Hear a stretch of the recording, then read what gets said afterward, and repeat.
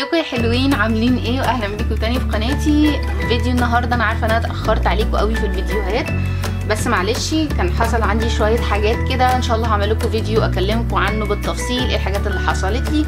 بس لغايه لما اعمل الفيديو ده حبيت ان انا اعمل لكم شويه مشتريات. المشتريات دي مش الشهر ده بس او الشهر اللي فات، لا ده من اخر فيديو انا عملته. اشتريت حاجات كتير قوي، ميك اب وعنايه بالبشره وحاجات كتير جدا هكلمكم عليها النهارده. النهارده هيبقى الجزء الاولاني وهي منتجات العنايه بالبشره والشعر اللي انا اشتريتها، ورأيي في الحاجات اللي انا جربتها والحاجات اللي مجربتهاش برضو هقول لكم عليها. يلا خلينا نبتدي الفيديو. شايفين اول حاجه هكلمكم عليها النهارده هو الغسول. ده اول خطوه في الروتين بتاع العنايه بالبشره. لو انت اول مره تشوفي القناه بتاعتي، انا بشرتي دهنيه وحساسه، فمش كل المنتجات بتنفع معايا حتى لو هي معموله اصلا للبشره الدهنيه او للبشره الحساسه. انا اشتريت الثلاثه دول. اول واحد جربته كان الغسول ده من ايفا. ده انا كنت جايباه من فتره طويله جدا، يا دوبك لسه قربت اخلصه. ايفا ده رخيص جدا جدا، تقريبا كنت مش عارفه جايباه ب15 او ب20 جنيه حاجه كده، بس بصراحه حلو قوي. ده بشيل بيه الميك اب وينفع كمان غسول، لان هو بيكتب ان هو غسول للوجه ومزيل للمكياج لجميع انواع البشره، خالي من الصابون. دي اهم حاجه احنا بندور عليها في اي غسول، ان هو يكون خالي من الصابون. ده حلو قوي بالنسبه لسعره، بالنسبه ان هو ناعم جدا على البشره، ما بيسيبش وش ناشف او بيشد او اي حاجه. سعره حلو جدا زي ما قلت لكم، فده انا بصراحه ارشحه جدا. تاني واحد اللي هو برضو من نيفيا. ده برضو كنت جايباه تقريبا ده كان غالي شويه، كان عامل 120 جنيه برضو. ده من فتره، انا معرفش الاسعار دلوقتي عامله ازاي. فكرته عجبتني قوي، ان ده غسول وسكراب في نفس الوقت.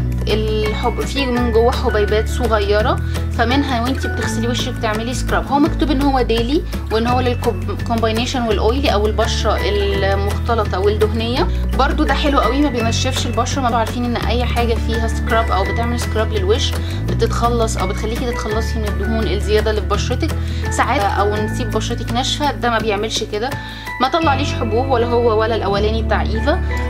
بصراحه حلوه قوي. لو انتي حابه تجربي حاجه زي كده سكراب ومنه في نفس الوقت انتي تغسلي بيه وشك كل يوم ينظف بشرتك اكتر، ده كمان ارشحه قوي قوي قوي للناس اللي بشرتها سوبر دهنيه او اللي بشرتها اويلي بزياده. ده يبقى حلو قوي. الحبيبات بتاعته مش قاسيه على الوش، برضو ارشحه جدا جدا. تالت حاجه وده اللي جديد بصراحه على الكوليكشن بتاعي، ده انا لسه جايباه بقاله يمكن 3 شهور او حاجه. ده من جارنيه بيور اكتيف دبل تشاركول او اللي هو حبيبات الفحم النشط. ده برضو زي بتاع نيفيا، ده عبارة عن غسول وسكراب. خليني اوريكم شكله من جوه. مش عارفة بقى هتشوفوا في الكاميرا ولا لأ. ده شكله من جوه، عامل لونه غامق كده، وفي حبيبات زي ما انتم شايفين اللي هي السمراء. شوية بيبقى قاسي على البشرة، او شوية بحس ان هو ناشف شوية على البشرة. وهو كاتبين ان هو انت بتستخدميه 3 مرات في الاسبوع. انا ارشحه ان انت تستخدميه مره او مرتين بس في الاسبوع لو انت بشرتك حساسه زيي، لانه ممكن يسبب لك شويه تحسي ان بشرتك بتاكلك، لكن برضه ما بيطلعش حبوب. انا عجبني جدا جدا جدا ده. لو انا حاطه ميك اب يوم طويل وعايزه استخدم غسول او حاجه سكراب تشيل الميك اب ده وتشيل البواقي الدهون اللي في وشي، انا بستخدم ده. دول كانوا بالنسبه لمنتجات الدراج ستور. بالنسبه للمنتجات برضو دراج ستور او بتتباع برضو في الصيدليات، بس تعتبر سعرها اغلى شويه من اللي فات. عندي الاتنين دول جربتهم. اول واحد جربته بتاع لاروش بوزيه، مش عارفه هتشوفوه بقى ولا عشان خاطر النور. ده من لاروش بوزيه، مشهور جدا، هو الايفا كلور ده. برضو ممتاز قوي، حلو قوي قوي قوي للبشره الدهنيه. بيسيب البشره ناعمه. جايبه الحجم الصغير ده بصراحه، مش فاكره كان بكام، كنت جايباه عشان خاطر اجربه بالنسبه ان انا بشرتي حساسه، بس ممتاز قوي قوي قوي بصراحه. لو انتي حابه تجربيه جربيه، ارشحه جدا. تاني حاجه الماركه اللي هي افينو. دي معروفه جدا برضو، فرنسويه زي لاروش بوزيه.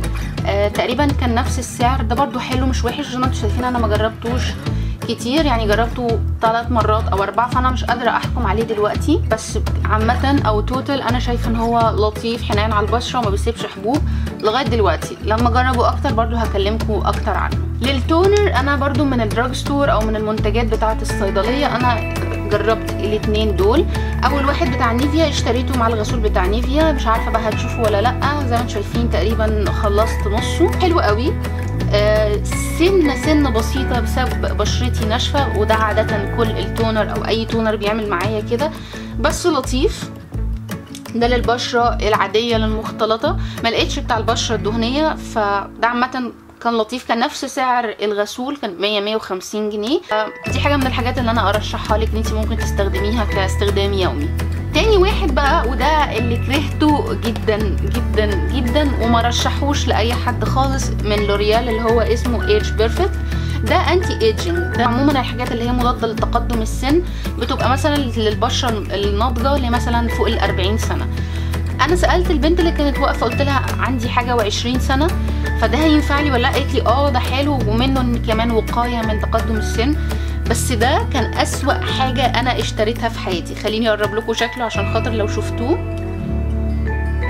ما تشتروش. اللي هو لوريال ده ما تشتروش، ده خالص سيء جدا. يعني انا بحب لوريال وبحب منتجات لوريال، بس ده كان سيء بزياده.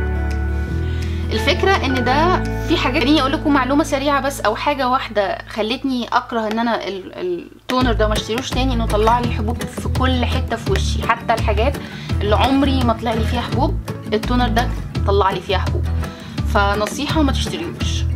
بعد كده زي ما انتم شايفين ماسكات. انا يعني مجنونه ماسكات الفتره دي، انا داخله في مود قوي اجرب المنتجات الكوري وماسكات الوش والمنتجات العنايه بالبشره. فاغلبيه الحاجات دي منتجات كوري، ما عدا ده بس بتاع سيفورا اللي هو تحت العين. ده تاني مره انا استخدمه. كنت عملت لكم فيديو قبل كده وكلمتكم وقلت لكم في المشتريات ان انا جبت الماسك بتاع تحت العين ده.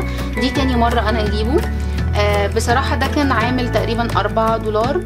كل دول منتجات او ماسكات عنايه كوري. ده انا جربته، ده بصراحه كان بالنسبه لي كان افضل واحد فيهم، اللي هو بالصبار ده. ساب بشرتي ناعمه قوي قوي قوي، كاني حاطه كريم بعد ما انا استخدمته، او كانه هو فيه كريم. منتج كوري برضو، بس بصراحه كان افضل واحد فيهم. كان كلهم حلوين اللي انا جربتهم، بس ده كان اكتر واحد ساب بشرتي حاسه بفرق. جربت برضو بتاع البيض، مش وحش، اللي هو ده مشهور قوي. جربت بتاع الكولاجين، يعني ما عملش اي اختلاف في بشرتي. لسه عندي بقيه الماسكات ما جربتهاش، بس حبيت برضو اشارككم بيها.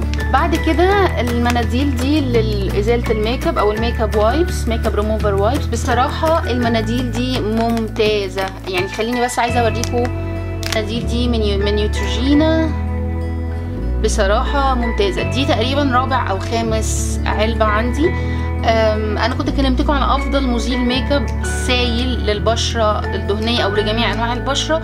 انا بالنسبه لي دي افضل وايبس او افضل مناديل لازاله الميك اب، لاكتر من سبب. ان هي ناعمه جدا على البشره، تشيل الميك اب حلو قوي قوي قوي. سعرها مش غالي، تقريبا كانت عامله 60-70 جنيه مصري. بصراحة ممتازة ممتازة ممتازة. وانا متأكدة ان نيوتروجينا موجودة في اغلبية البلاد او في كل البلاد. تقدري تشتريها من الصيدلية او من الدراج ستور. بعد كده الماسك ده انا حابة اكلمكم عنه قوي. الماسك ده من لوريال، اسمه بيور كلاي ماسك.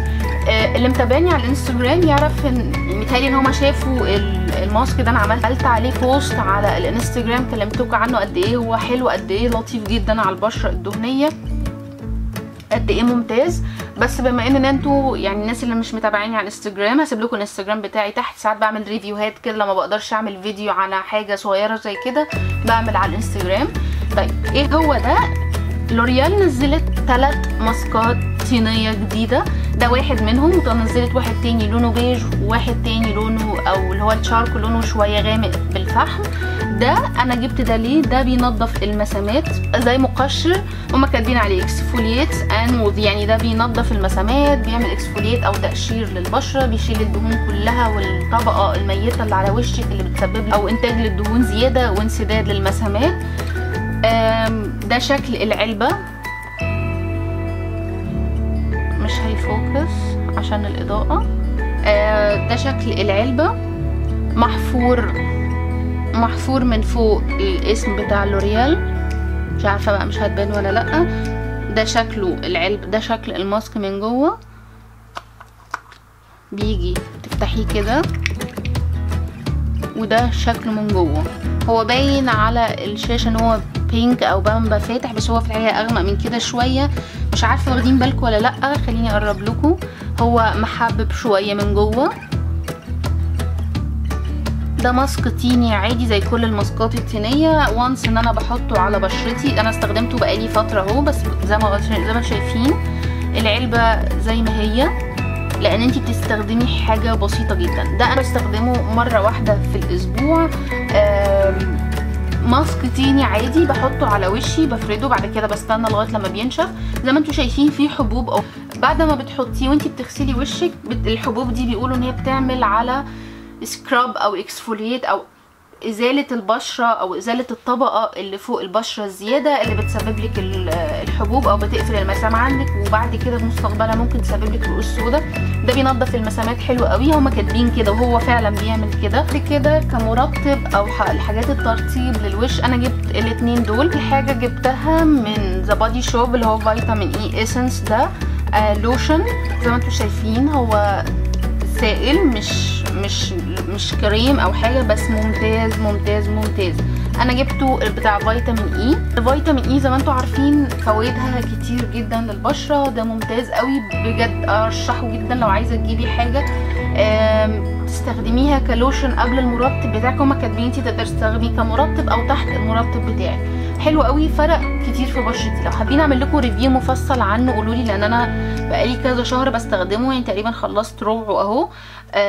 ما استخدمتش منه كتير لان انتي مش محتاجه منه كتير، بتحطي شويه صغيرين بيكفي وشك كله، خصوصا ده كمان لوشن مش كريم. فحابين اعمل لكم فيديو مفصل عنه وعن فوائده وعن طرق استخدامه ازاي بتحطيه، قولوا لي تحت في الكومنتات وانا اعمل لكم فيديو ان شاء الله عليه. كده جبت الكريم المرطب ده من لاروش بوزيه. ده المفروض ان هو بيقلل المسامات، بيعالج المشاكل اللي في البشره او اي عيوب في البشره. هو ما عملش اي حاجه من الحاجات دي، يعني لو زي ما انتم شايفين هو مكتوب كل الحاجات اللي بيعملها تحت. بيصحح البشره، بيعالج اي غلط او اي مشكله في البشره، بيقللها، بيقلل مظهرها. بيني وبينكم هو ما عملش كل الحاجات دي. هو كريم مرطب حلو قوي، ممكن يكون بيضيق المسامات سنه بسيطه، ده الحاجه الوحيده اللي انا لاحظتها. لكن كمشاكل البشره، كاي عيوب او كعلامات من اثار حب الشباب اللي عندي او اثار الحبوب اللي بتطلع لي، بصراحه ما عملش اي حاجه من الحاجات دي. لكن كمرطب حلو، بيضايق المسامات لطيف. مكتوب كمان تقدري تستخدميه كبرايمر قبل الميك اب، فلو انتي حابه تجيبي حاجه زي كده منه كريم مرطب ومنه كمان كبرايمر قبل الميك اب بتاعك، انا شايفه ان هو ممكن يكون لطيف. لكن اكتر من كده مش الواو، ما زهلنيش بصراحه. كده من باث اند بودي ووركس اشتريت اللوشن ده اسمه ترو بلو سبا، ده بالشيا كشمير. بصراحه ده ممتاز، ريحته خطيره، ريحته شيا، بيسيب الجسم لامع سنه، بيسيب جسمي ملزق او بيسيب طبقه كده ملزقه على جسمي. لكن لو انت هتقعدي بيه في البيت او بتحطي كمرطب وانت قاعده في البيت او هتنزلي بعد شويه فجسمك هياخد وقت لغايه ما يشربه، انا ارشح لك ده جدا. ريحته حلوه قوي قوي قوي قوي. الانبوبه كبيره زي ما انتم شايفين 236 مللي، فكميته كبيره، حجمه حلو قوي. ده كان عامل 160 جنيه. دي كانت اخر حاجه معانا النهارده في الفيديو. اتمنى يكون فيديو الاشتراكات ده عجبكم، واتمنى تكونوا استفدتوا منه. ما تنسوش اللايك والشير والسبسكرايب من الزرار الاحمر تحت الشاشه، واشوفكم الفيديو اللي جاي. باي باي.